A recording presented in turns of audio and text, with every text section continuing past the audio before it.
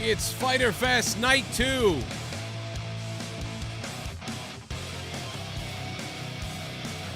July 21st, 2021, AEW Dynamite. Fyter Fest Night 2. As predicted, in my opinion, not as good as Night 1. Obviously, Night 1 was the better night, in my opinion. I don't know anybody else who thought the other way, but I just thought Night 1 was more like Fyter Fest and Night 2 was more like Dynamite.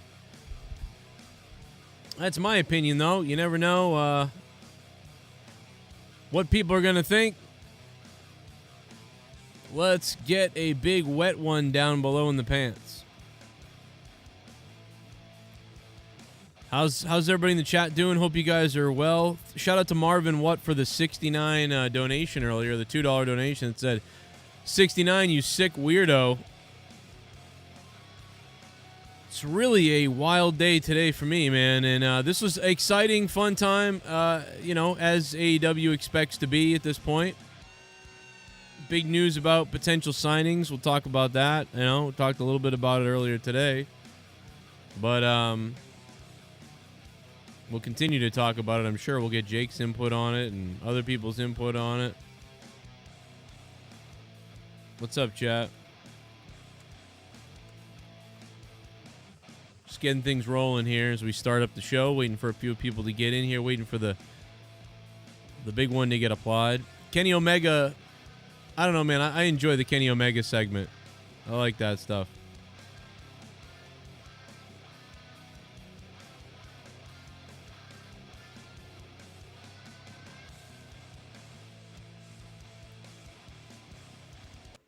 What's up, chat? What up to Belgium? What up, Donnie Murdoch? How you doing, brother?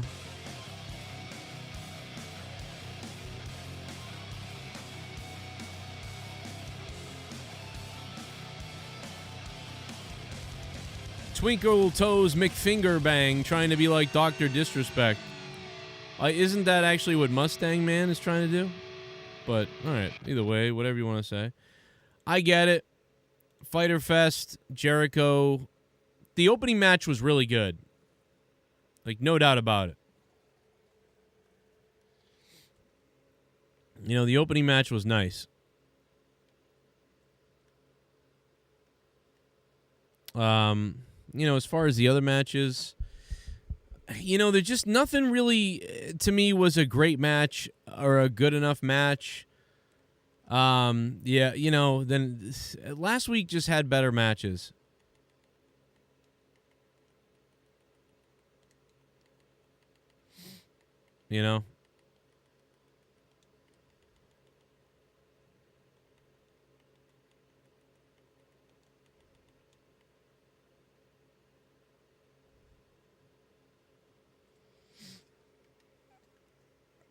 Matt Hardy was live on Twitch during AEW. That's kind of funny. He's going up against his own show. Matt Hardy going up against his own freaking show. What an asshole. That's it. He's fired. Matt Hardy is fired at this point for going up against his own show. That's absolutely ridiculous. That's actually disgusting, to be honest. Let's be honest. Matt Hardy going up against his own show. Woo. I had fun watching the show tonight. But yeah, I definitely think Night 1 was better, so as predicted. So it's just, I don't know, man. Like that last match was nice, though. I really enjoyed that. Man, Nyla Rose just is weird. I don't know. I hate Nyla Rose matches. I don't know what's going on. Just something don't click right with Nyla Rose. Britt Baker's great. So many other people are great. Yeah, it's so unfair if you say anything, because if you bring up anything about Nyla Rose, immediately you're, some type of phobe, transphobe, homophobe, and it's like, that's not the case here. Nyla sucks. She was terrible in the ring tonight, botched everything constantly. Britt Baker looked disgusted at several points and embarrassed. There was one point where they just had to simply do a roll-up, and it basically was almost a 3 count because Nyla couldn't get herself over to basically get out of the pin. She just doesn't have the athletic prowess to turn to her side. That's all that move involved. She had to sad. kick out and roll, and she couldn't roll. So then she rolled on top of Brit, and that's when Brit looked emphatically pissed and embarrassed. It was just embarrassing match. She deserves better as a champion. You know, and why haven't they responded to the cheers and turned her face yet? Get rid of this heel gimmick. They're even cheering Reba, not Rebel, you know, coming out in a crutch. They have so many signs in the audience, and not a lot of people are bringing signs. You don't see a ton of signs.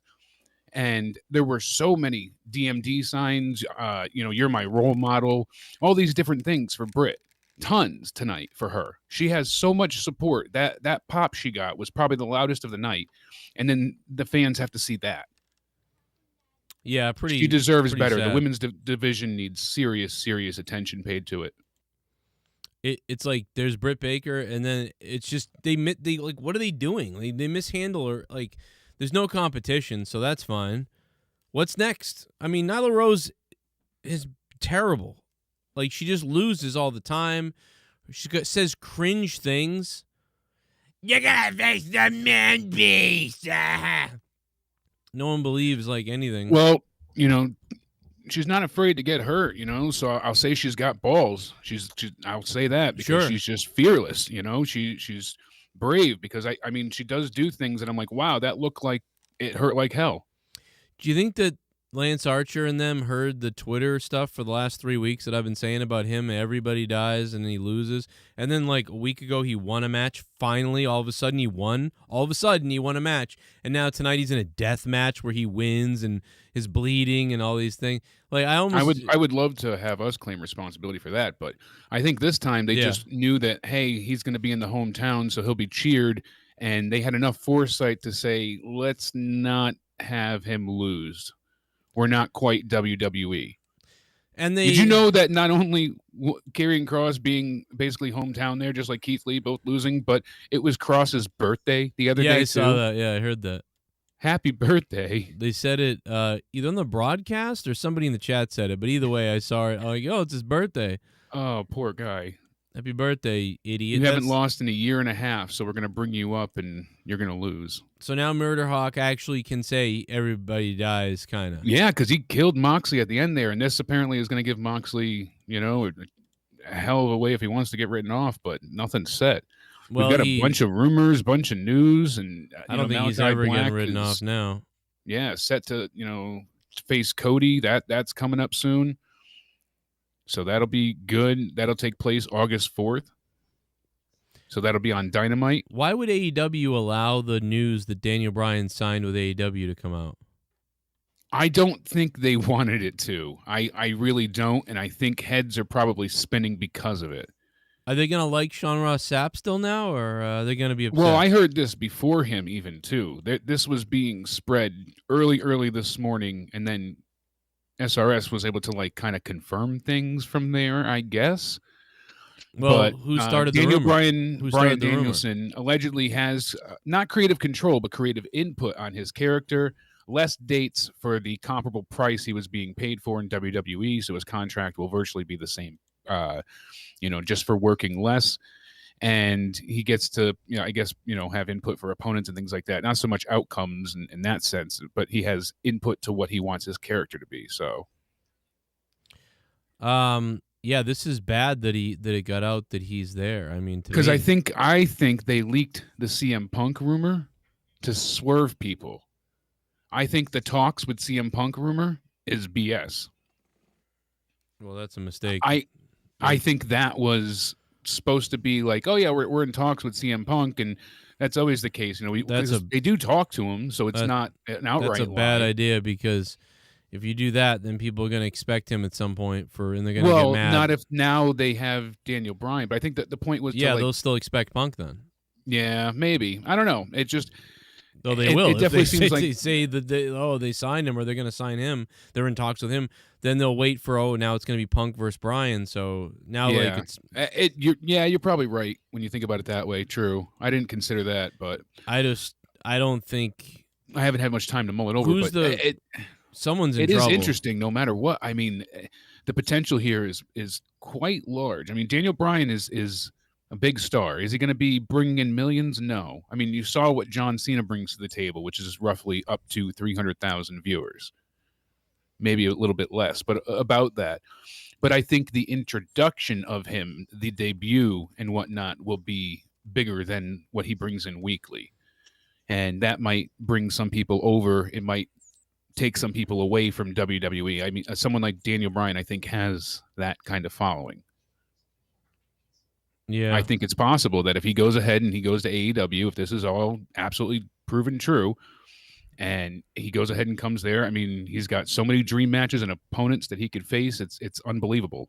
So I see certain loyal Daniel Bryan fans following him to a different promotion. Dude, he could have a really good match with friggin' Rusev, for Christ's sake, for that TNT belt. I mean, Omega, just everybody. Like, it's crazy. Him and Moxley. Yeah, everything. Like, there's just everybody. You know, Dean Ambrose versus Daniel Bryan part whatever. That I don't want to see, but that's okay. I'm just being a wise ass, you know. But even that wouldn't be bad as Moxley. Because you notice Moxley playing the heel tonight was kind of interesting because they let Archer play the face. It was weird. Because he was the hometown like, hero. Why is it explains why Moxley was acting heel all night? Yeah, I'm like, why is he doing this? Like, what the hell is he doing? Like, he's kicking him in the balls, and then he got booed for it. And I'm like, okay. Yeah. So he was going heel and because of the hometown advantage, and that was smart. That was smart of, you know, if Tony Khan or Moxley had the foresight to know that, making that decision. Well, the whole thing was the foresight. The whole match was made because of the hometown. Yeah, yeah. So good on them, and you know, I give them all kudos for that. Yeah, it's a pretty good idea. Absolutely. I mean, it certainly added to the broadcast because it made it feel more alive because the fans were in tune with their hometown guy. And it doesn't matter who it is. It could be, you know, the biggest schmuck ever. But once you're like, that's our guy, there's some type of loyalty there that just kicks in and you're like, yeah, we're behind you. It's a good point to imagine Daniel Bryan tweeting out, I'm in AEW on his 4 million Twitter follower page.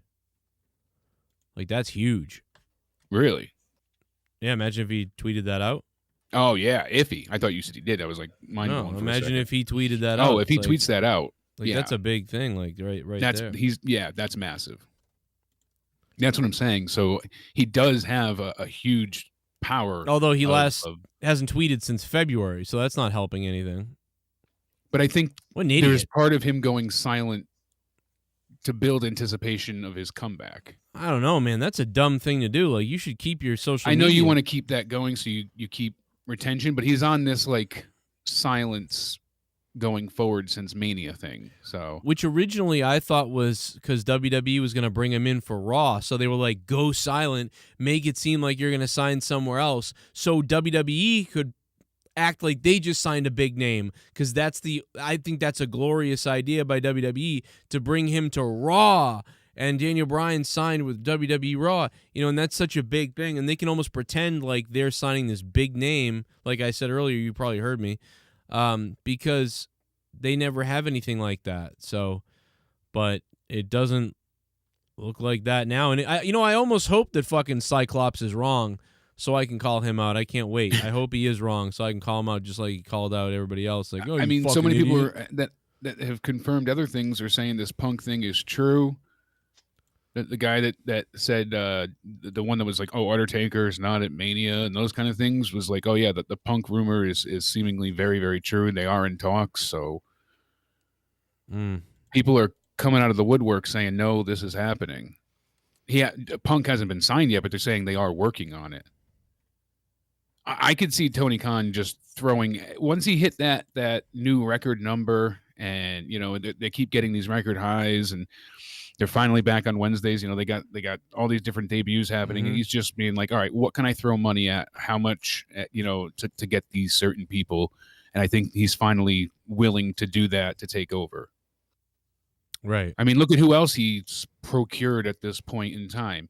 There's a lot of people we don't see, but when you think about who he has backstage helping him, they really should be getting 10 out of 10 shows each week. So, you know, clearly somebody's got to fix a few things, but he's got some great talent back there. I mean, look at everybody that he, you know, just pulled in not that long ago, and it's like, oh, Mark Henry's there, Big Show's there, and then that's on top of all the veterans that we know already are there.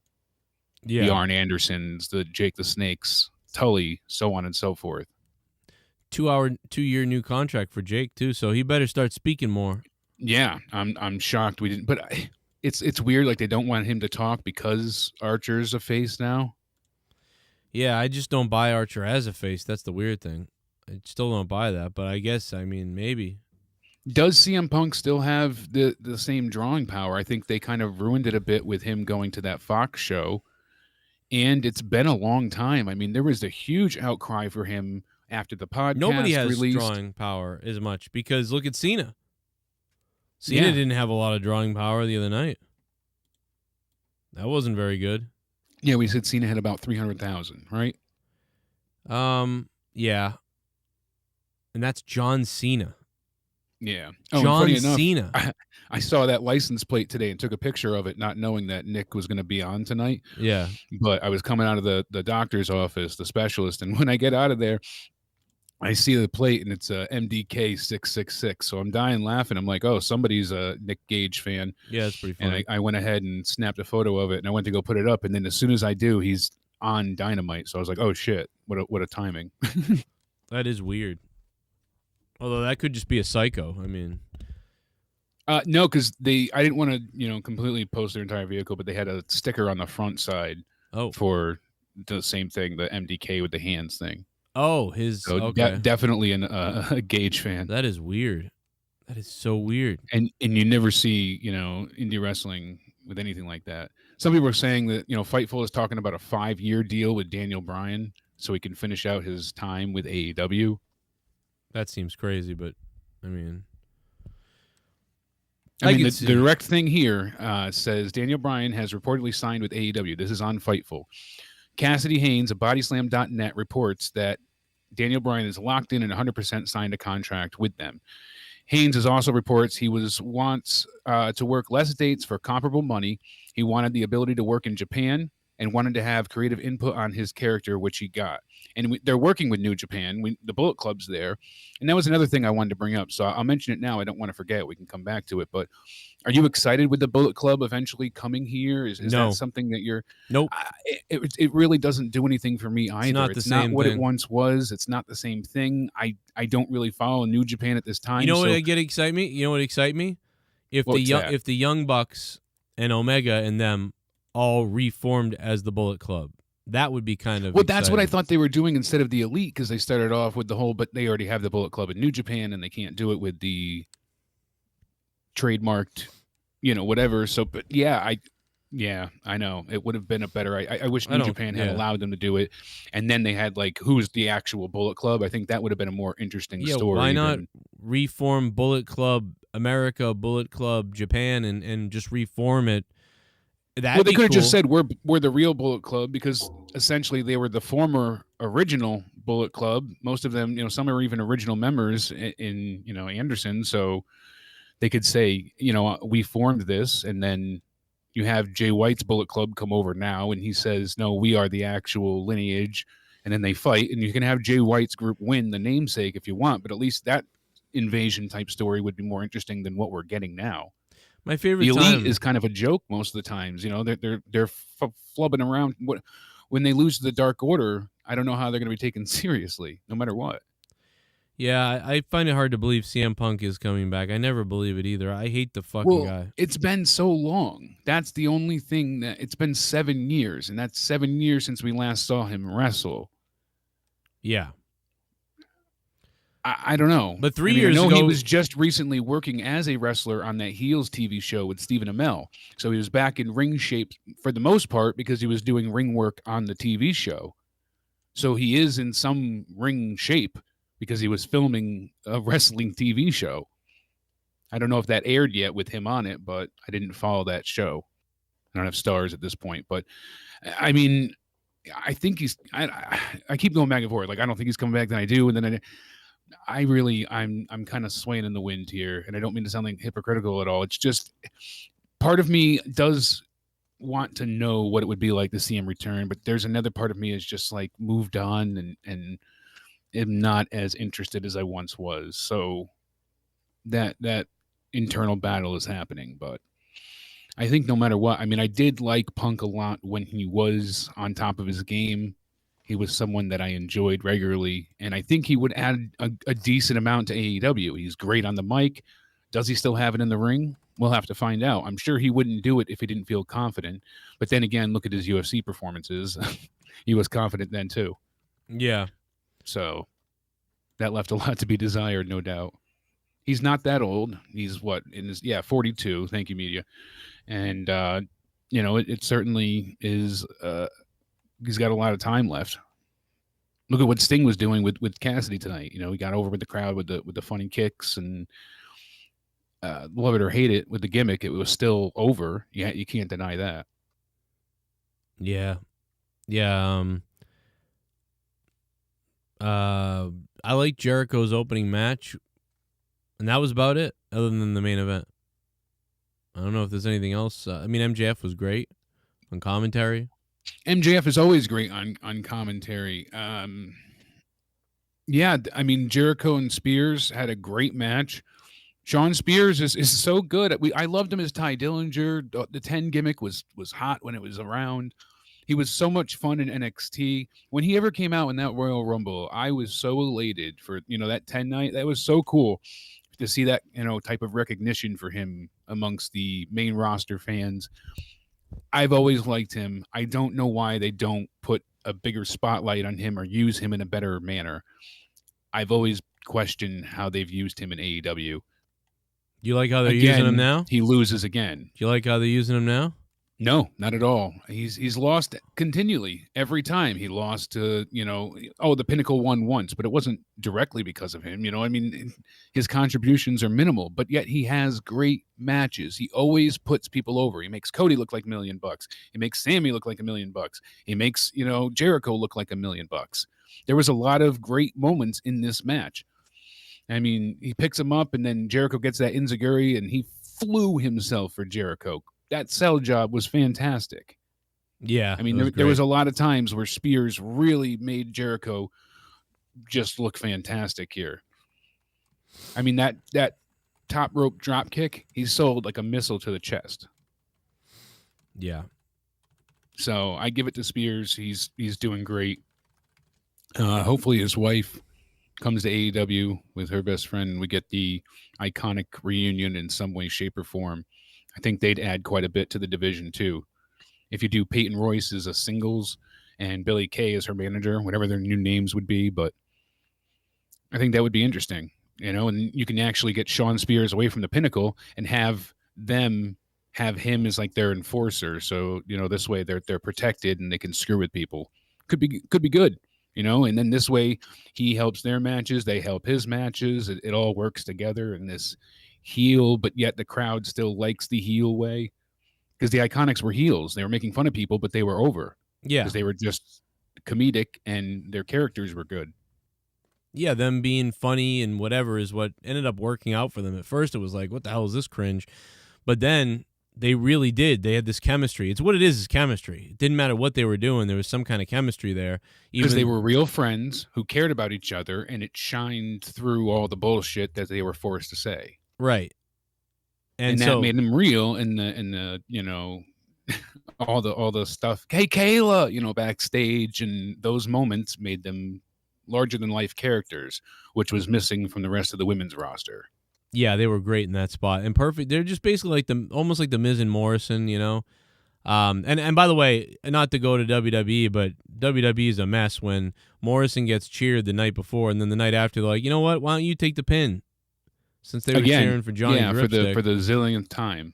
Fucking when idiots. You think about it too, that I didn't even consider on the review, the Viking Raiders earned the tag title shot because they pinned Morrison. So really, they really should have pinned Omos or AJ, especially AJ, not Omos. You want to keep Omos undefeated, but like that matters, I guess. But yeah, you should have pinned AJ, so then they have a rightful reason to the tag titles. No? Right. Yeah. Why pin Morrison? But go sell his shirt. Exactly. One of the best. The first time I thought about buying a shirt, I had no money the other day, so I didn't buy it. But I actually went to WWE shop and went, you know what? I think I want to buy that shirt. That's hilarious. And then I went, wait, I can't buy this shirt. But I actually did that. No other shirt has made me go, and it's so stupid and like juvenile. But I actually was like, holy fuck, I want to buy this guy's shirt. So that just shows you how stupid WWE is. But you know what happens when something like this happens in AEW? When something like this happens in AEW, they put the guy on the air again, or they create the shirt. Yeah. Like immediately, they're like, "Let's go." Or they let him go over, or yes, like push tonight, him a little bit. Prime example: Keith Lee. That was his hometown again. Well, at least home state, whatever the vicinity, and that was his big return, and he loses. And obviously, you can't have the champion lose. Lashley can't lose. And I'm not trying to bring up WWE, but this is the comparison. So the truth is, AEW, when they have their hometown hero happen, they did it for Sammy Guevara the week before. They made sure Sammy wrestled because, hey, look, that's the hometown crowd. He's going to come out tonight and be helpful, and that's going to lead into the story more, which I liked as well. Now Jericho can't have any help whatsoever, and next week's going to be this brutal death match against Nick Gage. So he looks ridiculous in that Painmaker stuff, but it is kind of it does go with his thing though. So it's going to be this over the top ridiculous match. I'm sure Nick Gage is known for taking liberties, and I guarantee Jericho is not going to allow that. So there's going to be a lot of contingencies in place with Nick Gage. Like if he goes off, I'm sure there's wrestlers set to intervene. Really? I guarantee it. With his record, come on, there's got to be some type of security plan in place. Well, there's probably some kind of shenanigan in place. My bet, some type of like money deal. If you go off to your rocker, you don't get this bonus. No, I mean I think like Jericho will win the match, but at the end of the match, Nick Gage will go crazy and do something like crazy. I don't know. Maybe he'll even do it to MJF. Yeah, one of the like other MJF comes on, and is like, "You idiot! You're a stupid moron. This is why nobody wants to work you. I actually give you a shot, and you come in here, you're a fucking idiot." And then Nick Gage is going to, like, decapitate, like, MJF. That's what it smells like to me. I mean, that's great. But anyway, real quick, night 1 or night 2, Fyter Fest? Night 1 for sure, absolutely. Yeah. Okay, good. I'm not crazy. Because I gave tonight about a 7 or a 6.5. I give night 1, I think we gave it an 8.5 or an 8. Something like that. At least an 8. Night 2, yeah, though, here is... absolutely. I mean, and this had Moxley as well, but it was missing Cody and Aleister Black. Yeah, like that certainly needed that big feel. And all this fight shit is confusing. Fight for the Fallen, Fyter Fest, Fight Fuck. Like, what the fuck? Next week is Fight for the Fallen? Like, yeah, Jesus. Next week's Fight for the Fallen, and all that is a bit confusing. Every week it's a theme of fight. It's, like, confusing as fuck. And by the way, tonight just felt like a Dynamite. Last week felt like a special event. Remember that? We were like... Well, it wasn't fair to WWE because it felt like a special pay-per-view event, like for free.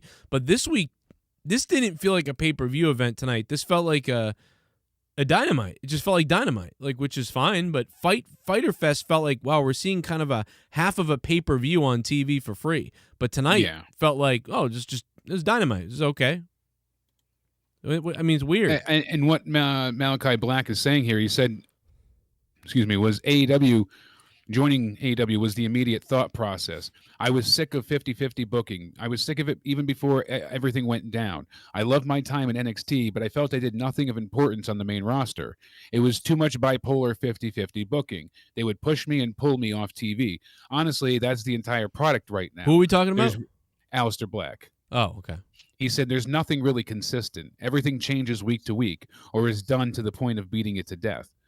So what Malachi Black is saying here is so true and something we complain about constantly. And he's saying that's the total opposite in AEW. And that's why he's so thankful to be there and not have to deal with the sporadic 50-50 booking. So whatever story that they're going to tell with him and Cody has the Go Big Show season 2 coming up. So obviously Malachi is going to destroy Cody, kill him somehow. And then Cody will be written off to go film the show and then make his big comeback and kill. Which is what Brody Lee Malachi did to him later. the last time he went to do the show. Yep, and then he came back and beat Brody Lee. Yeah, killed everybody in the dog collar match. He killed Brody Lee and. Oh, that's not a good thing to say, but no. Damn it, Jake. Jesus Christ! All right, donation. Duncachino? Don't mind if I do. What's my name? Duncachino. It's a whole new game. Duncachino. You want creamy goodness? I'm your friend. Say hello to my chocolate blend. James Mesner. Exactly why people should be watching NJPW. It's not JPW. This is huge if you're a newspaper fan. No, I'm not watching it. Fuck that. I love you, James Mesner. Thanks for the $5. I've watched New Japan on and off for years. Loved it sometimes.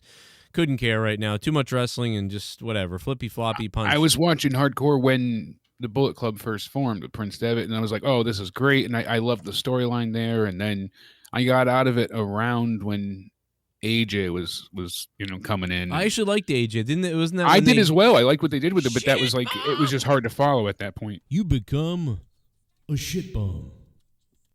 AEW was good tonight. I know you got the late news, Ninja LOL. Thank you, Ryan the Heel. What's up, brother? Ryan the Heel. Producer Ryan. What's up? $25 patron producer. Thank you, Ryan. What were we saying? Oh yeah, so like I liked AJ Styles. I liked when because AJ Styles was around the time when they clobbered Jeff Jarrett. I thought that was hilarious. When Jeff Jarrett was standing back to back with AJ, and he's like, "Yeah, we got the Bullet Club," and then AJ crushed him with the guitar. Yeah, that was fucking funny. Hilarious. I thought they that had was a lot gold. of really good moments and great matches, and then AJ, was doing some great stuff there, and I that's about the time though it was difficult to follow, especially like on mobile. And then they moved some of the websites and things like Daily Motion weren't getting full uploads, and it was just I just got out of it. So well, it's weird though. It's easier to watch than ever, really, if you have the New Japan yeah, app. now, and at that time they were starting to get more into their own New Japan app and whatnot. So it's weird though because it's easier to watch, but we stopped watching when it got easier to watch. When it got easier to watch, it's weird.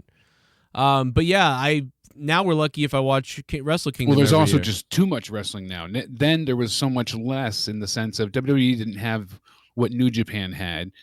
Now that they have NXT, I felt like I got my fill with that. So I got the flippy dippy, high flying things from NXT that I was getting from New Japan as well. So that was part of it too. Plus, some of the people that I really liked from New Japan went to NXT, Nakamura and Balor. So, God damn, brother. Shit bum. Tonight we're gonna beat you at your own game. And after ISS all said and done, you're gonna be picking splinters out your fat asses all night long cause you got some fat asses. Damn, that is Big Bad Booty Daddy. Coming in with the $5 shit bum. Thank you, $5 shit bum. Yeah, feel better, J-Rod. Go get some rest. What happened, J-Rod? He's dead? No, thankfully not. But he said his blood pressure is low again, so he's going to go and lay down. But he'll be listening to us. What's up, J-Rod? Sorry, man. That sucks. Mine almost He's exploded. always dealing with something. I feel his pain. Yeah. But yeah, exactly, Johnny Impact. There's just so much shit wrestling bum. now. So much. Know what chance you have? You have no chance, but you had a chance as you could run lickety-split. But you can't run cause you got some fat asses. Oh, more from the Big Bad Booty Daddy, Scott Steiner. Samoa Joe. Ooh. Speaking of which, Samoa Joe is cleared in ring, so that's interesting as well. Yeah. We'll see what happens. Is he coming there. to AEW? There's speculation there as well. What's happening with his contract? How much is left? What happened when he resigned? How long is he signed for? There's no specifics. Is he kind of like a free agent just doing this? Things are unknown and kind of curious because according to Dave Meltzer, Tony Khan is speaking to everyone, Punk included, but everyone. So we'll see. Save yourselves.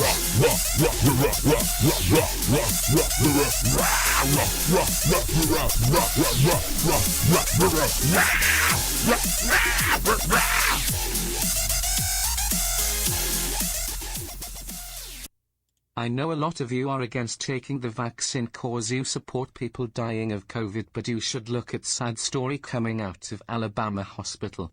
Doctors are saying people near death are asking for the vaccine, but they have to tell them it's too late.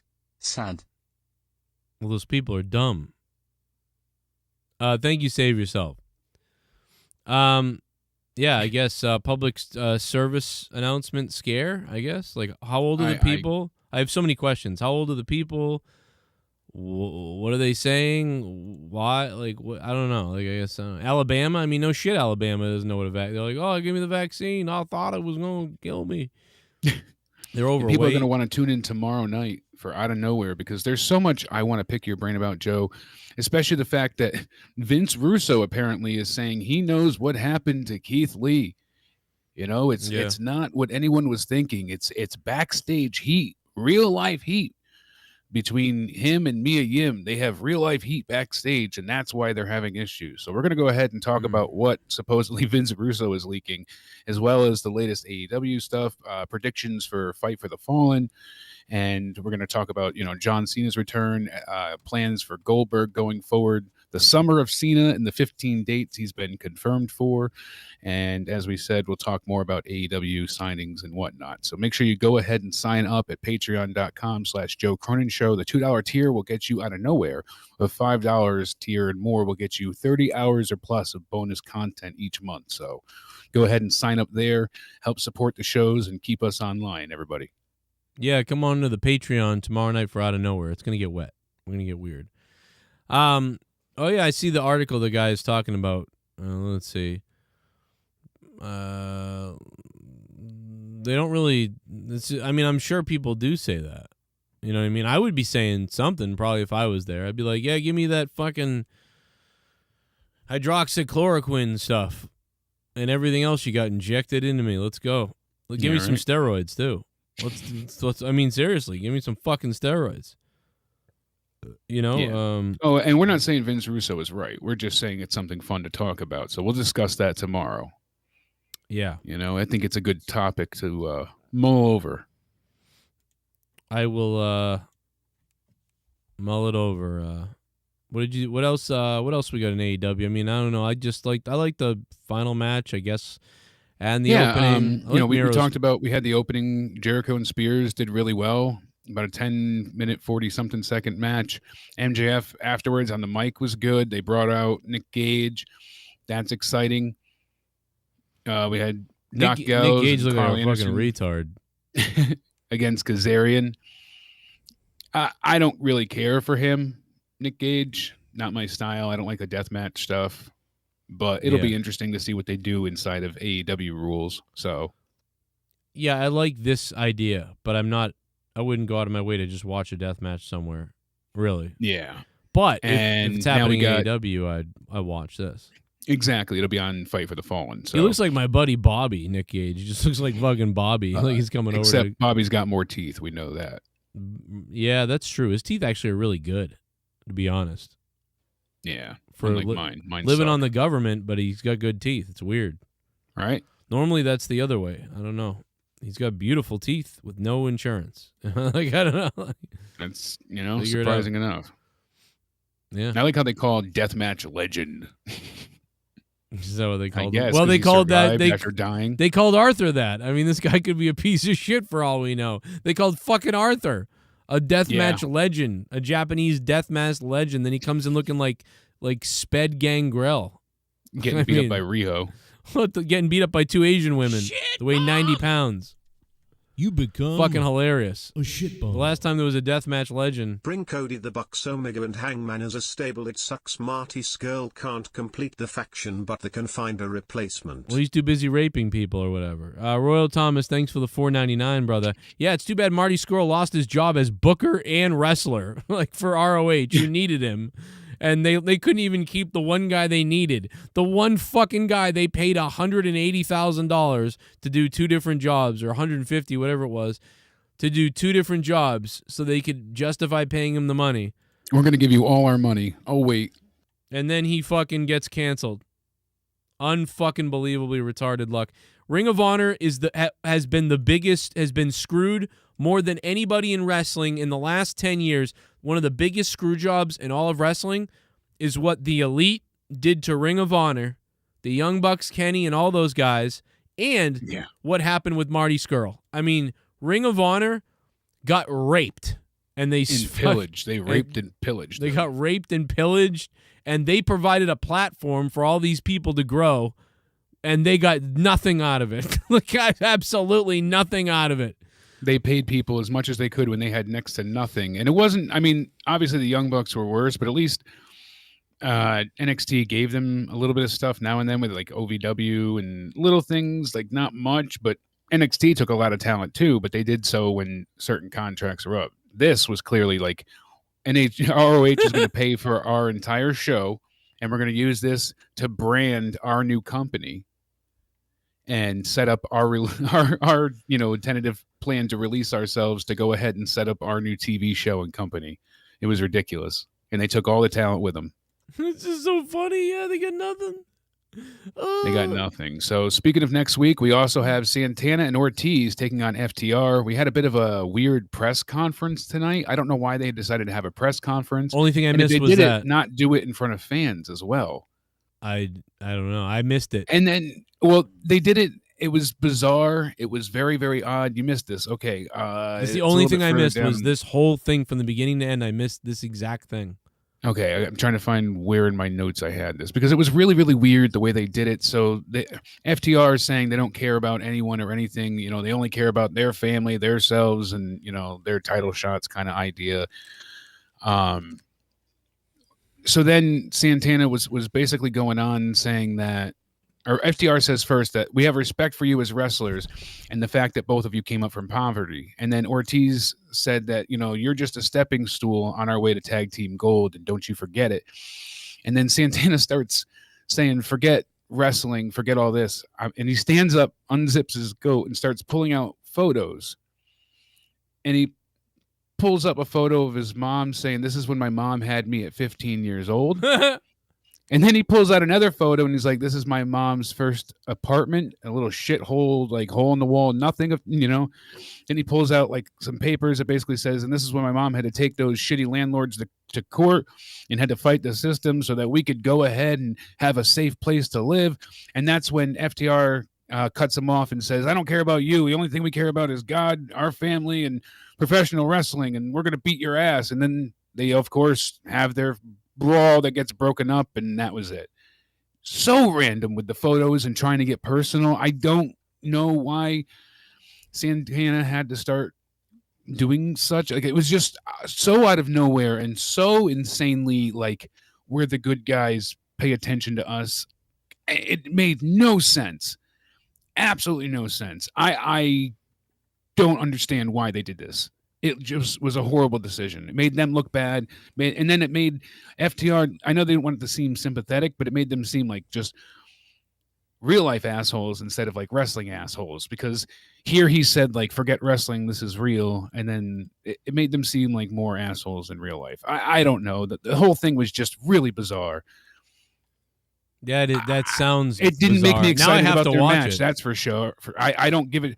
Instead of selling the fact that this should be for the number one contendership for the tag titles, they instead talked about their family issues and growing up in Hard Knocks. It's weird. I don't get why it went there. So it was weird. I don't know if anybody in the chat enjoyed it, but Johnny says it's forced white guilt. Hey, maybe, but I'm telling you, I grew up poor too, but this shit didn't resonate with me either.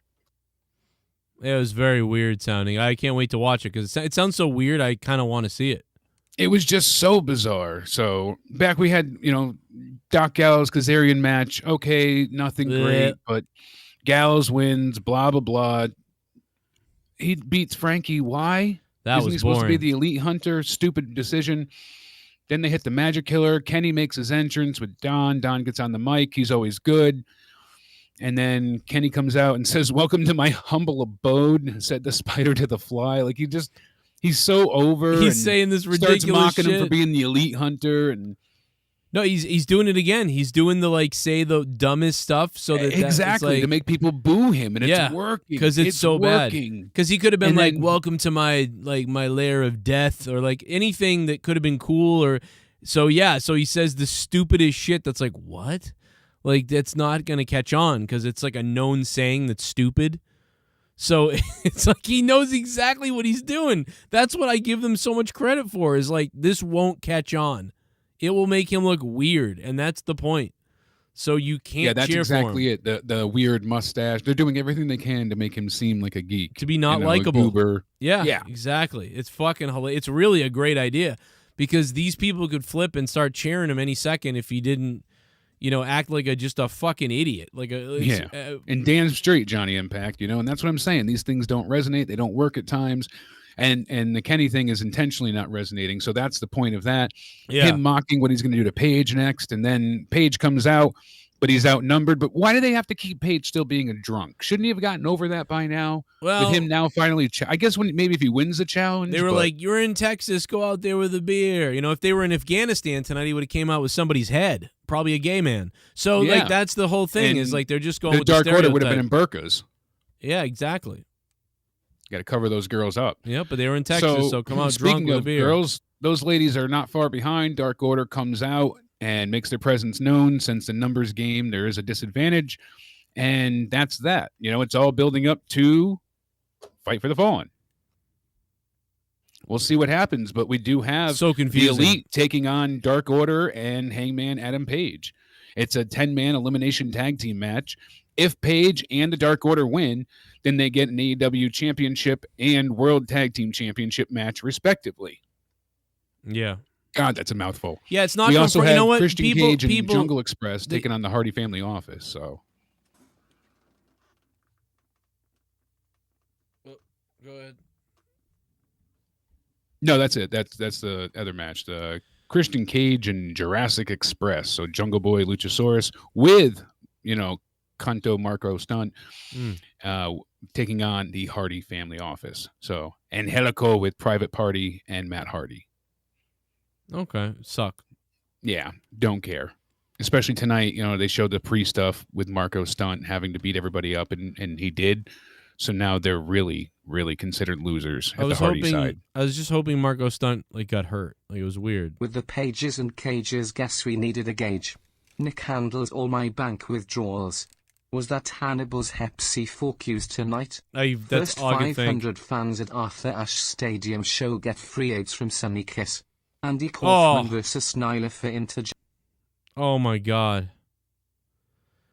God damn. Pico, no eat Subway, or Rapinoe. Jesus Christ. All right. Thank you, Pico. Well, Rapinoe lost because she's an idiot, so that was fun. I mean, yeah, bro. Whatever. I give tonight a 6.5 out of 10. I don't even know if I'm there because I don't really care for Wheeler Yuta. I don't care for him much. Darby Allin looked good. You become a shit bomb. It just wasn't as good as last week. Yo, Jake DeMarco, you look great, my dude. Ooh. Cheers. Joe, show my recent straw to eye post. Cheers, clinking beer mugs. Straw to eye post. What is that? Well, Botch Club, thank you. What the hell is straw to eye? Is that on Botch Club? Botch Club. I have no idea. But Botch Club, thank you. Is this it? Shit bomb! You become it's all copyright stuff. No. Bomb. Joe, look at the Carolina Hurricanes and Panthers Twitter. ESPN called the Hurricanes the Panthers during the Kraken expansion draft. Oh my God. That's funny. The fucking Kraken took their first pick from the Bruins. It was the first fucking pick they take the Bruins player. Fuck off. God damn it. Gerald Armstrong, what's up, man? Thank you for the dono. And thanks to Sith Negan, man. Last night he dropped 50,000 bits. Gotta shout him out again. 50,000 bits is nuts. It's so insane. Crazy True shit. Badass, like he always is. Yeah, baby. Blah, blah, blah. So, yeah, Wheeler Yuta, Darby Allin, it's a 4-minute match exactly. Sting did the silly thing with Orange Cassidy, and it was funny, but I don't know. That was most of the match. Out of a 4-minute match, that was like a minute of everything. It was a quarter of the match. And then Sting even does the light, pound on his chest and keeps up the facade of all of it. But really, it's to get Darby Allin dropped with the brass knuckles for the story later on. Right. But essentially, that was all silly because Orange Cassidy won later on anyways, even though he was attacked before. And that match sucked. Yeah, I don't understand what the hell. The thing is, the Blade is good at wrestling, but they were limited with what Orange Cassidy's gimmick was. I think the Blade can really shine when he needs to, but yeah, it seems like AEW definitely is signing Daniel Bryan. I mean, that seems to be the news. Everyone's confirming at this point. D. Welsh was asking before. For people that didn't hear earlier, that seems to be confirmed as it was originally reported by Cassidy Haynes at bodyslam.net, then confirmed on Fightful as well. Bryan Danielson is locked in, 100% signed a contract with AEW, and the reports also state that he wants to work less dates for the same money he was, comparably being paid. Wanted the ability to work in Japan, which he'll get since they have a working relationship with New Japan, and wants to have creative input on his character, which he got. Doesn't mean creative control, just input on his character. They said that they have tentative plans creatively for him to make his debut at Arthur Ashe Stadium in New York City on September 22nd at the Grand Slam Dynamite show. Talk So about that is big news. Talk about not a surprise. I mean, well, it all started with a rumor initially that was put out saying, hey, when, there's going to be a major signing at the September show, and that was done intentionally, put out, between Meltzer and others to sell tickets. And then ticket sales boosted for that news happening. So people said, who's it going to be? And he said the signing is bigger than, who did he say first? Christian, bigger than Christian. And they said bigger than Andrade. So now people are like, oh, it's got to be Punk or it's got to be Daniel Bryan. How do you feel, Christian? And then it came to, as we said in the report, Cassidy Haynes at bodyslam.net leaking this news definitely. So there goes the surprise at all. I almost wish that we weren't reporting it, but unfortunately it gets leaked, and that's the news, So sad to say. I would have brought him out tonight.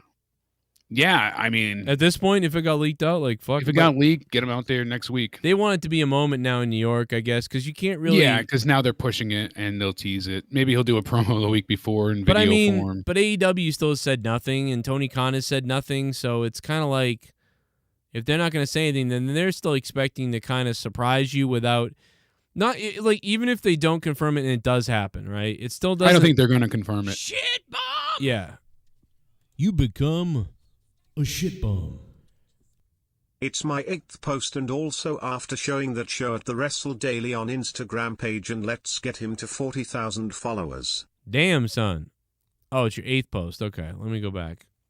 Yeah, I mean, so even if they don't announce it, it still is going to be exciting because then you're still not 100% sure, but then you're expecting it. So then the problem is if he doesn't appear at it, that it's like people are going to be like, oh, I thought he was going to be there.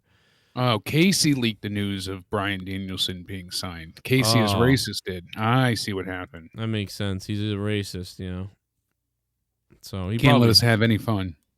He's a sicko.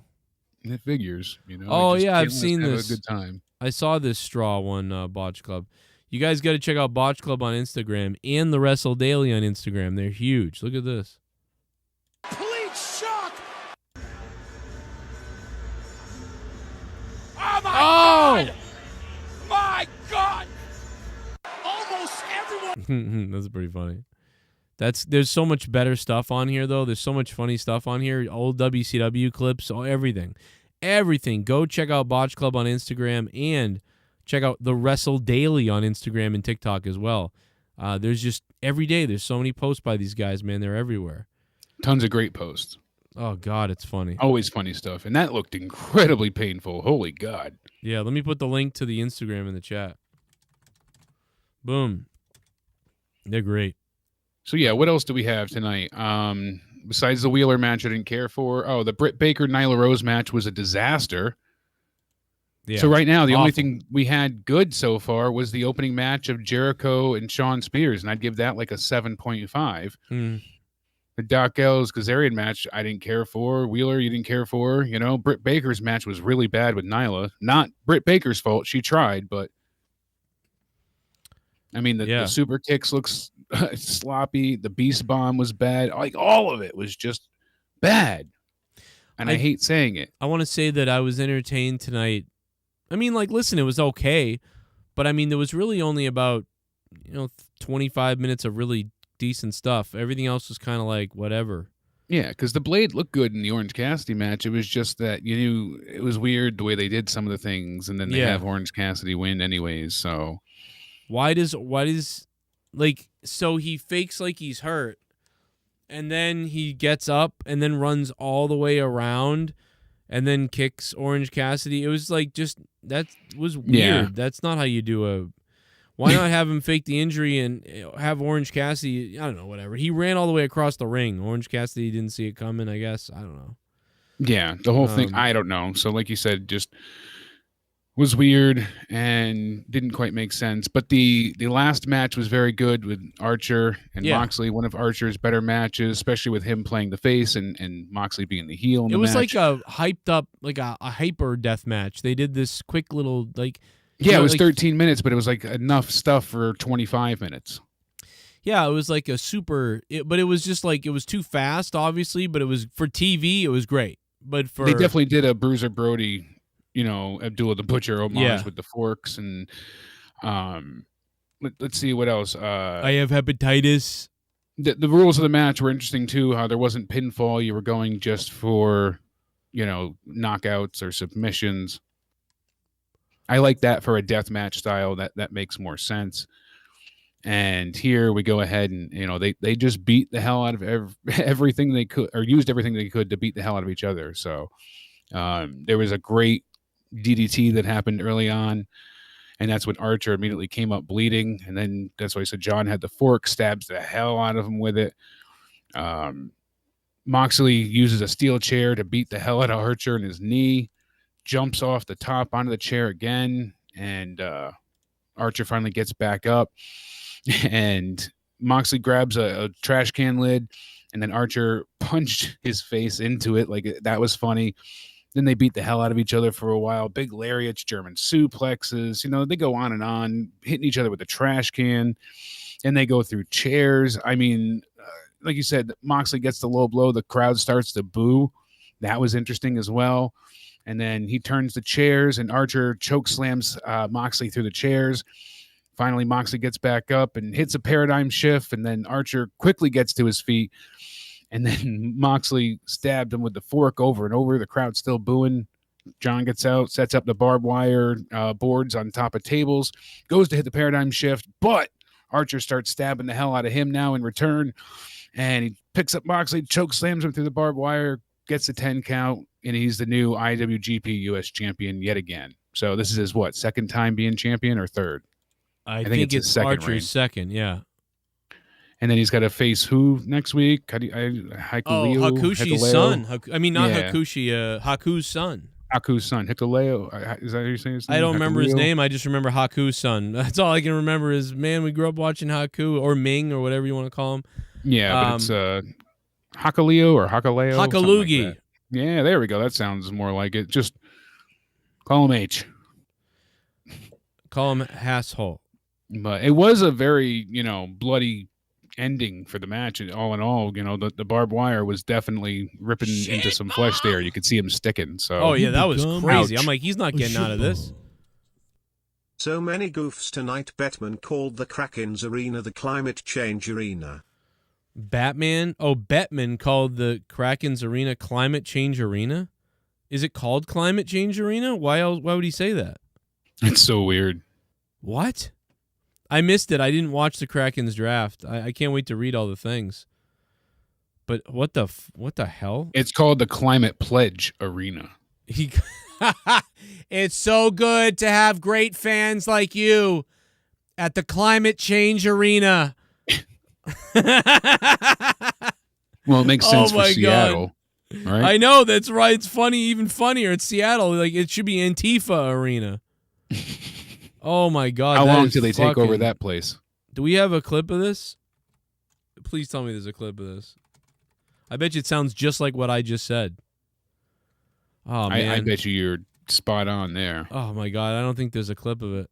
I'm glad the crowd was so with Archer though, and they didn't stray at all and start cheering for Moxley one bit. Like they knew their role and they didn't shut their mouths. Thankfully, they stayed loud and proud for their Texan homeboy, and they really added something to that match. So that helps me give this night a few more points. But really, out of 6 overall matches, I only like 2. Not a great passing score, but I'd probably give tonight a 6 for night 2.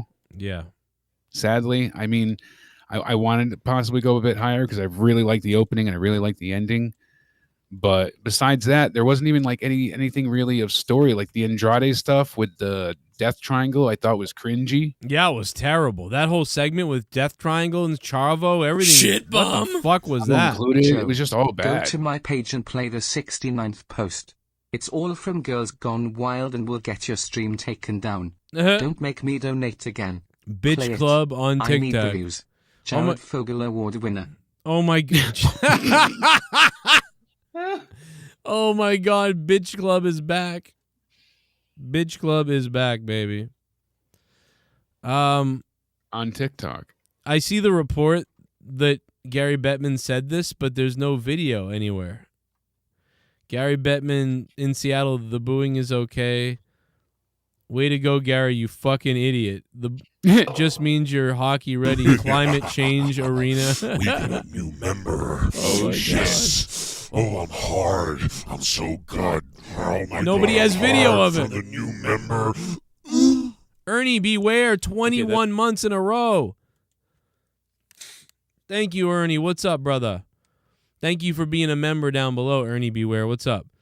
I can't believe there's no video of Batman. Yeah, I know. It's crazy. I see there's a Reddit post and everything. There's all kinds of shit, but there's no fucking audio. Fuck. God damn it. I know it's probably difficult. And we're not keeping. It's too big an undertaking. Oh, God damn it. Somebody find me the clip of him doing that. Oh, my God. It's got to be on Twitter. Oh, my God. Climate Change Arena. Please tell me it's a hashtag. There's no clip of it. Fuck. Oh, man. It would have been so funny. Kraken is a great name, dude. I might have to leave Detroit as my second team to the Bruins. I may have to leave the Boston Bruins and leave Detroit, or not leave the Boston Bruins, but leave Detroit, Red Wings, and just, maybe the Kraken. I might have to go for the Kraken. Just a fucking great name. But I can't root for anything out of Washington. Those fucking Antifa fucks tearing up their fucking shit in the country. I don't know, man. We can't do that. Nope, no videos of... There's a picture of Bettman that he's on some show. So how is there no video of this? Anything. It's like it's been scrubbed and missing entirely. It's because nobody cares. That's I guess not. I mean, it is nowhere to be found. Oh my God! How do you not have this? That's hilarious. I see people talking about the quote, but it's great. Shell's not feeling too great, but hopefully she'll feel better. Sending out some love to her. Yeah, she's not in the chat tonight, but she was sending her love our way. So What's hope up, you feel better, Shell? Shell. I will leave Leah and put my. I said the same thing to my wife, and yeah, Shell said just anytime. Every Plane time ticket. I think that though, I know. But yeah, great stuff, Kraken. I don't know. That's about it though, man. The Villain became a member again. What's up, Villain? How many months is this? Let's find out in a second. Yo, Villain. And Villain's been around for a long time too. I want to thank everybody who joined my gaming stream last night. I was tearing it up on NHL. No, I wasn't. It was a 1-1 loss win. And then I was doing some streaming. And remember, Friday night, I'm going to be playing Diablo because the beginning of the season starts Friday. I'm going to be obsessed with playing Diablo. So Friday night, I'll be live here reacting to wrestling, but at the same time playing Diablo, really. So I will be here reacting a little bit to wrestling, but I'll mostly be playing a lot of Diablo on Twitch and on my channel. And Saturday night will really be the big night. Monetize this Saturday night. And that's it. Just a reminder to you guys that Friday night will be me playing Diablo mostly and having fun with that. And then Saturday night will be Monetize This. And tomorrow on Patreon is Out of Nowhere with me and Jake. All the wrestling news. We're going to talk about a lot of shit. We'll probably be more awake and more interested in shit tomorrow night. This was not a letdown. It was a nice show tonight. It was just kind of like I'm a little bit exhausted with all the wrestling this week. And yeah, this was a step Out back. of Nowhere tomorrow, we got quite a bit to talk about. I mean, I want to talk about Pat McAfee and Michael Cole and how Michael Cole is basically claiming, McAfee revitalized his career and gave him, a whole new sense and outlook on wrestling. Did you see that he also vindicated me? Because I always say this about Cole, and on Twitter, someone quoted what he said, that he believes JR is the best of all time, but that he's the best of all time as far as producing and the traffic keeping on commentary. And I'm like, that's exactly what I always say, that he's an amazing producer, but he's just not as good as JR or anybody else. So he's not the best. he's good, but he's not like amazing. He's not that guy that is memorable. But Michael Cole is a genius at producing and steering the ship. He could produce the whole show from the back if he wasn't on commentary. He's good. Yeah, and I missed it on Raw too, but a bunch of people said, how did you not see it? I guess Undertaker's daughter was holding up a sign saying my dad can beat all of these guys. Where? On Raw? She was holding on Raw. Michelle McCool and his daughter were front row. Oh my God, that's funny. And she was holding up that sign. And I'm like, I guess that's why some of the wrestlers were chuckling at certain times, because they saw the sign knowing that she was there. So that's hilarious. I would laugh too. I didn't say you could bring that sign. What the hell, Michelle? I say it all the time. It's so cute too, because you see his daughter all the time, like, dressing up as her dad on like TikTok or Instagram clips, and they do funny little skits and whatnot. It's funny because she wears like the rubber Undertaker mask. And you better be careful what you say about my daughter, Jake, or you will rest in peace. By the way, everybody's saying Daniel Bryan signs with AEW. So anybody criticizing me can fuck themselves. Fight everybody. It says WWE. It says AEW signs Daniel Bryan. Daniel Bryan signs with AEW. It is everywhere. I mean, we've been predicting this, but we didn't think it'd be leaked, certainly. Yeah, I mean, honestly, we had heard several. I mean, everybody expected it, but I'll be honest. My hot take was the opposite. I'm not going to say I called it like some people now. I did not. We thought yes. This is where I wanted him to go. I said I want him in AEW. We thought there was a good chance. We didn't say it was happening. My hot take was WWE pretends like he's gone so they can sign him and make it amazing on Raw. That was my hot take. If that had happened, I would have said, me. This is just obvious, and we wanted it, so cool. But, I mean, you expected AEW. But for me, my hot take was that, well, wouldn't it be clever if WWE brought him into Raw and did this big thing and whatever else, or even somebody from WWE leaked this fake or, whatever it is, and then he's there next Monday. You just couldn't see me letting him slip through their fingers. I get that now. I can see it because they don't. Well, we saw it happen now. Yeah, they don't even. Clearly, but mentally at that point in time, it was like, how could you let him go?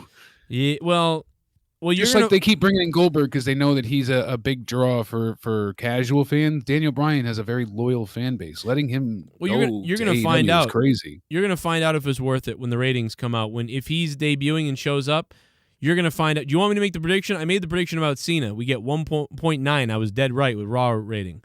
1.9 million. That's exactly what it was. I'll give you my Daniel Bryan prediction because I think his stock has dropped off quite a bit. My prediction is if he debuts at the New York Dynamite, the Grand Slam show, the 22nd of September. Yeah, my opinion of him that week and the next week. Right? That week and the next week. So what's your rating for the Grand Slam show? So my idea is that probably the ratings will only go up about, I'm going to say 50,000 people. 50,000 people.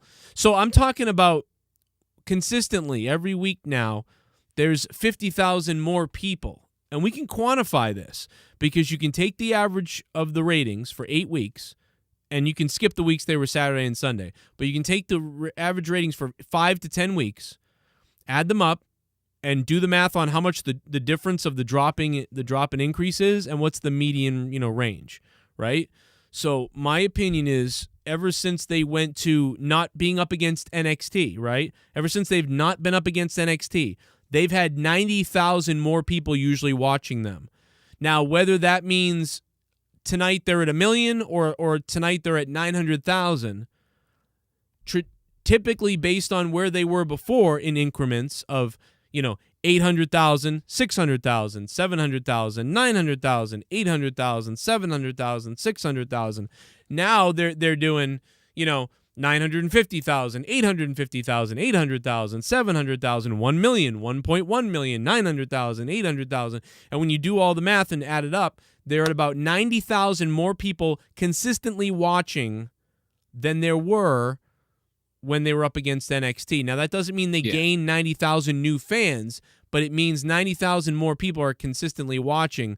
And that still doesn't mean that everyone's consistently watching, because they're still getting 900, 700, 800, 900, 1 million, 800, 800, 700.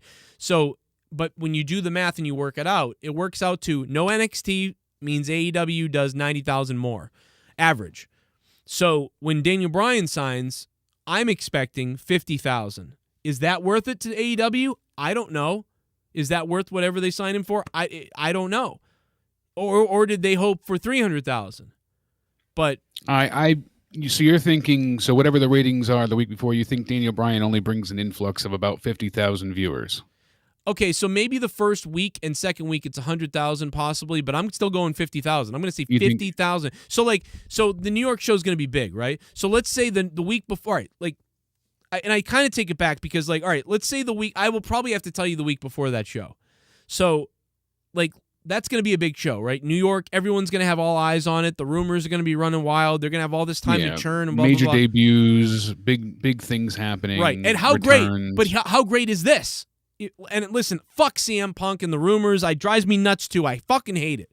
But how perfect is it if people know Daniel Bryan's going to be there most likely, and they say tonight a big name will be here to sign with AEW, and Daniel Bryan comes out and the place blows up, and it's the end of the show. There's only 5 minutes left or 10 minutes left or something like that. He gets the mic and he goes, "It's good to be AEW, blah, blah, blah." Now it's like 9:57, 9:56. Tony Khan grabs the mic and goes, "Everybody, you guys have heard the rumors, obviously, about Daniel being here. It was confirmed, and you guys, here he is, guys. But obviously, because you guys knew about those rumors, the person that is here tonight to surprise you isn't necessarily Daniel Bryan. It's going to be Daniel Bryan's first opponent." Boom! CM Punk's music hits, and CM Punk comes out and faces Bryan in the ring. They stare at each other, and they fucking go off the air. That's insane. Yeah, that would be money. That's insane. Now next week would be a Raw rivalry of an AEW Dynamite. You know what I mean, in terms of ratings. And if they do that, it would be. And then the best thing about that is, if the week before that is 750,000 people, I would adjust my rating. So I'm going to have to change my rating because I know that there's about 1.1 or 1 million possible AEW listeners, viewers, people that are willing to turn on AEW. There's about 1 million, 1.2 million people that are willing to willing to turn it on. Regularly it's less than that, but willing to turn it on is 1.1, 1.2. So, knowing that, Daniel Bryan, CM Punk, if it was 750,000 the week before, I would probably say, okay, I'm going to bet 950,000 people watch next week. Assuming that Daniel Bryan and Punk... I have a hard time seeing them go less than 900,000 anytime in the future, honestly. Yeah, I mean, you're right. I think they're going to stay around that close to million mark each time now. Yeah, I mean, listen, if last week was 1 million, this was 1 million tonight, then I would say next week it will go down slightly, potentially next week. But maybe these rumors will also churn that extra interest. It might start chance. It might get people tuning in more to see what's going on. And if you have Daniel Bryan fans knowing, oh my goodness, if he really is going to go and I'm not watching AEW, I should start getting familiar with the product. It won't be many, but there's certainly that's what they're basing signing him on, I'm sure. Yeah. Getting more viewers. And I'm sorry, Mr. Pico, I couldn't help but laugh before Joe, but he said if Rikishi let Jimmy drive, he would have gotten the job done with Stone Cold. Oh, that's a great point. That's a great... No, he probably would have ran someone else over. He'd be like, I got him, Oos. Oos, I got him. Oos, I got him. Come here, Oos. Come here, Goose. I killed him, Oos. I killed him, Oos. Come here. Look at this. Come here. Man, Jimmy, that's referee Jimmy Corderas. That's not Stone Cold. He's bald, Oos. I killed him. You killed Jimmy Corderas, man. That's what would have happened. He would have killed Jimmy Corderas. That's Gilbert, you moron. Yeah. It's Gilbert, yeah. Well, whatever. They're both bald. Jimmy Corderas. What's up, Jimmy? Hey, you still selling your T-shirt, brother? Remember that when he was selling his fucking WrestleMania shirt in Rhode Island? His referee shirt. For a lot of money. He was raffling it off, and it was starting at $300. And I actually said that when in the thing, I was like, I remember. said, dude, you should change that price. This is Rhode Island, brother. These people are poor as fuck. Nobody has that money. And he was like, It would be Tim White. Yeah, Drew's right. And then he didn't sell it. Not one bid on Jimmy Corderas. And that was the shirt. And I don't blame him because I actually don't mind his price. I agree that this shirt, it's worth that much. I would, but put it on eBay. It will sell exactly. for. It will but sell no one's for going to pay it for a thousands. chance to win it. People want to just win it, so Well, they want to just buy it. No, it was a raffle. Like, that's what I'm saying. So I don't want to spend $300 on a chance to get it. I want to just be able to buy it for that price. If the raffle was $25 and with an autograph or $50 with an autograph kind of thing, I'd be like, oh, cool. Yeah, No, I get that. I'm not sure it was a raffle. I think it might have been bidding. I think it was bidding. Bids start at $300. Yeah, that either way, still. I'm like, crazy, nobody has that money. But yeah, you should have gone eBay. And I said it to him. Yeah. I'm like, hey, Jimmy, how many bids on that thing? He goes, nothing yet. I'm like, it's been a couple hours. I'm like, I bet you put that on eBay, you sell that for a couple of thousand at least, if not more. I mean, but doing it on going to Rhode a Island. wrestling type major, show, like that was big for the Northeast, but you want to go to like a Comic-Con style show when they do the wrestling signings, when they have the other, and then you get a booth there. That's where you sell it. Exactly. I was trying to tell Jimmy that, man. But he was like, you're dumb. And he's still weird now, Jimmy Corderas. He gets some weird fucking takes, that guy.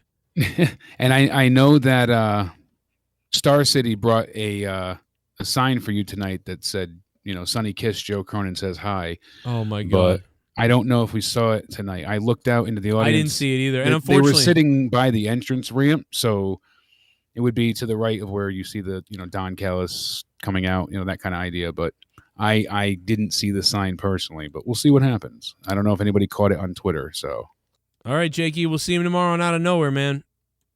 Sounds like a plan. We'll see everybody then. Stay sexy and have a great night. Peace out.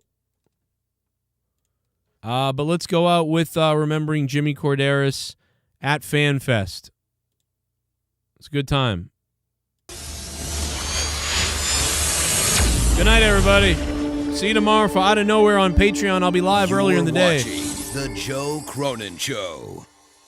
What's up, wrestling fans? Extreme Wrestling Podcast and the Joe Cronin Show. We are at Fan Fest in Rhode Island, Providence. Fans have already started to pack in here. It started at 10 a.m., doors opened at 10 a.m., and we're standing right in the middle of all the action. Wrestling figures, wrestlers, celebrities, UFC, everything here today at Fan Fest in Providence, Rhode Island.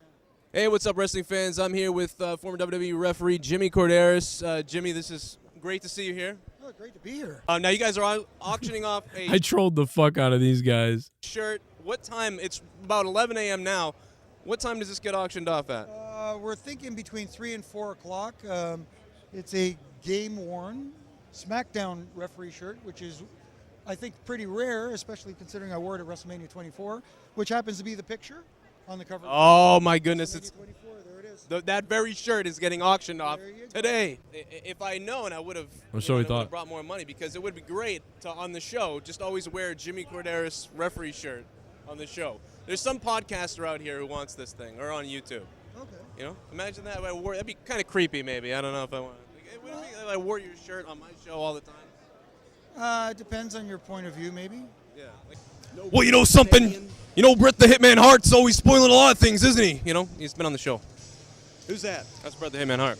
That was Bret Hart? That was my attempt. That's a great impersonation. Yeah, it certainly Will you was. come on up there to I almost knew who it was. Calgary, Alberta, Canada. Maybe all you Americans need to learn a thing or two about respect. Don't quit your day job. All right. I tried, guys. I did it. They said do Bret Hart for Jim Cornette and see if he kills you. Well, now, you did an impersonation of Bret Hart. You didn't actually do Bret Hart. Yeah. If you do Bret Hart and let me watch, that would be interesting. What do you think the chances of me getting Gene Okerlund to say holy balls are, I don't know. It depends on what time of day you catch them. Holy balls, then. You would probably shoplift in your spare time. You look like that. The best thing about this booth isn't the figures, it's the fucking Jaws shirt that the guy's wearing. Unbelievable. I get this all the time. The first thing I want to ask you, because it just comes up all the time. Sam Roberts looked like Shawn Michaels' little brother. I've heard that too. I've heard if Shawn Michaels and Carlito had some kind of bastard love child. Sideshow Bob, too. Sideshow Bob, yeah, had come out looking. Also, Malcolm Gladwell, for those of you that read out there. I'm just an asshole. That's all. Right. I was just thinking that. Fine that they are here. Look at Lex Luger. The best thing about Lex Luger in this elite figure is he's lifting up this weight like a psychopath. I mean, but Goldberg tried to spear me earlier. I tried to get in there and he wouldn't allow it. So, and Jim Cornette called me an idiot. It was amazing. Jim Cornette called you an idiot? Yeah, he was he's also called me a sociopath too. Okay, well that's calling the kettle black, right? With Jim Cornette. Are you kidding me? This guy has been institutionalized on 7 different occasions that I can verify. Well, I mean, Gene, what have you been up to besides doing the tours? Besides doing that, you all right? Pull something. These chairs aren't too comfortable. You okay?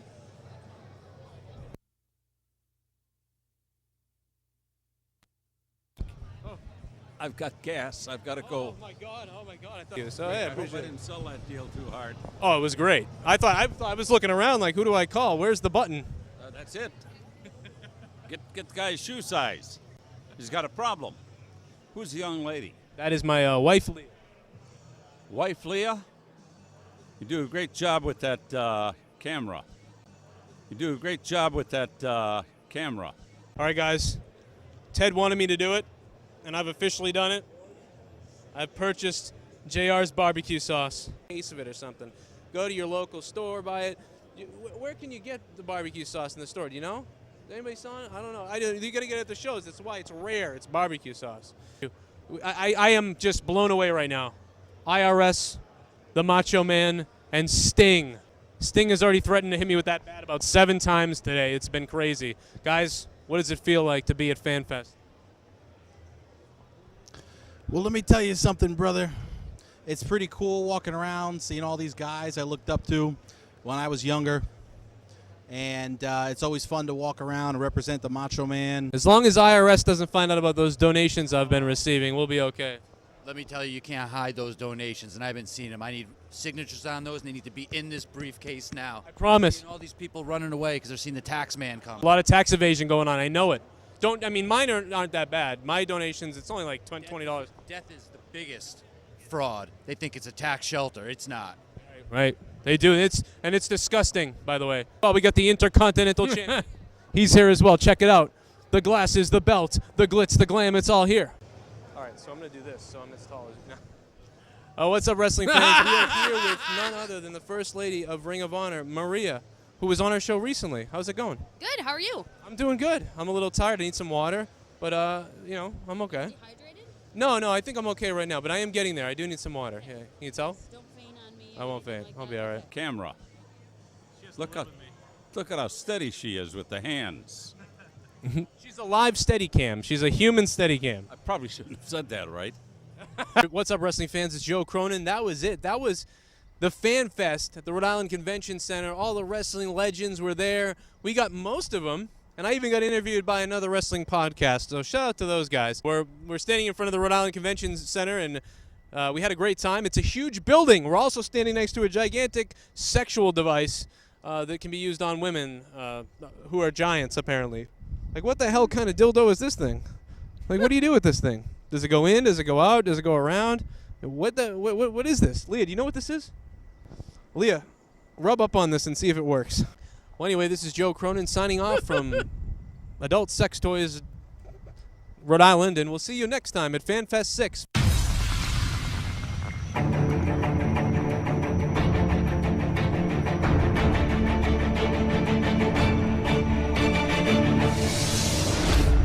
You're watching The Joe Cronin Show.